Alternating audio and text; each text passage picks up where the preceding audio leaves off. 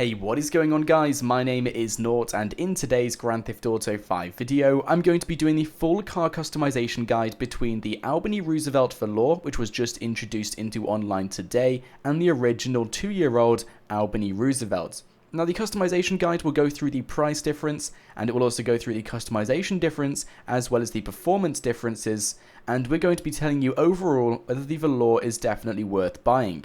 So first off, the prices for the vehicles have a difference of $232,000. The original Roosevelt costing a grand total of $750,000, as well as the Valor coming up to quite a high price of $982,000.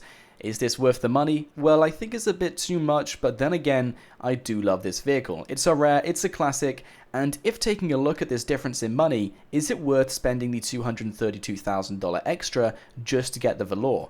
Well, as you guys can see right now, doing the performance test, the Valor does beat the Albany Roosevelt original, which isn't that surprising considering it's worth more money. And also the statistics of these show that the Valor has a higher top speed and also a higher acceleration. The difference in acceleration is a 2-second difference between the Valor as well as the original. The Valor will do 0 to 60 in 18 seconds, and the original will do 0 to 60 in 20 seconds. Not the best performance considering we have way better vehicles out there, but it does show that the Valor definitely is better in acceleration. In addition, the Valor does have a 5-mile-an-hour top speed difference, which means the Valor is 5 miles an hour faster.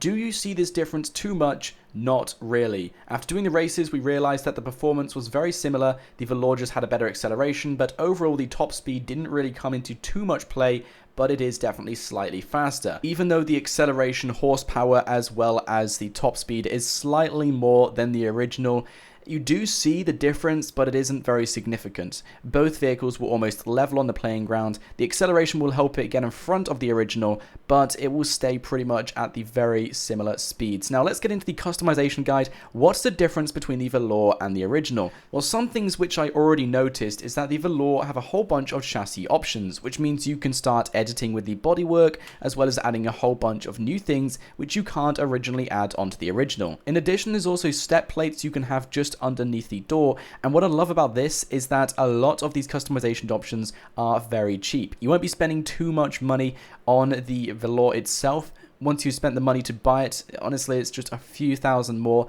to get a fully customized Valor. There is really not much else to add onto it. Of course, you can add yourself some absolutely awesome features, though I'm not going to deny that. These customization options usually come into play when it comes into the bodywork. Like I said, the chassis options, also the step plates, as well as many other things.